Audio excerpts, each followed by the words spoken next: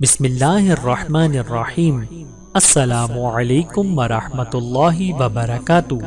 وصیت نمبر 13، والدین کے ساتھ نیکی کرنے کے بارے میں۔ حضرت ابو ہریرہ رضی اللہ عنہ سے روایت ہے کہ ایک آدمی رسول اللہ صلی اللہ علیہ وسلم کی خدمت میں حاضر ہو کر عرض کرنے لگا، یا رسول اللہ، لوگوں میں سے میرے حسن سلوک کا زیادہ حقدار کون ہے؟ حضور نے فرمایا، تیری ماں۔ اس نے عرض کیا، پھر کون؟ آپ نے فرمایا، تیری ماں۔ اس نے عرض کیا، پھر کون؟ حضور نے فرمایا، تیری ماں۔ اس نے عرض کیا، پھر کون؟ آپ نے ارشاد فرمایا، تیرا باپ۔ اس حدیث مبارکہ کو امام بخاری و امام مسلم نے بیان کیا ہے، اور ایک روایت میں ہے کہ یا رسول اللہ، اچھے سلوک کا زیادہ حقدار کون ہے؟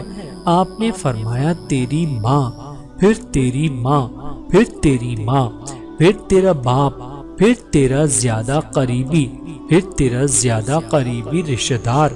اس حدیث مبارک کو امام مسلم نے بیان کیا ہے۔ فائدے کو مکمل کرنے کے لیے ہم آنے والی حدیث مبارک بیان کر رہے ہیں۔ ذلیل و خوار شخص۔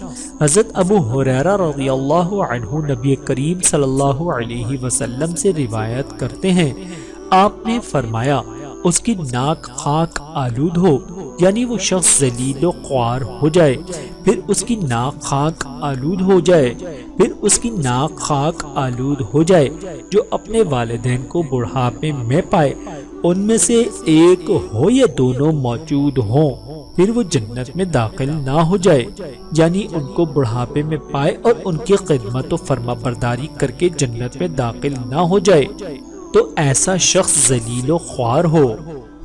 اللہ تعالیٰ سے دعا ہے کہ اللہ تعالیٰ ہم سب کو سمجھنے کی اور عمل کرنے کی توفیق عطا فرمائے۔ آمین ثم آمین۔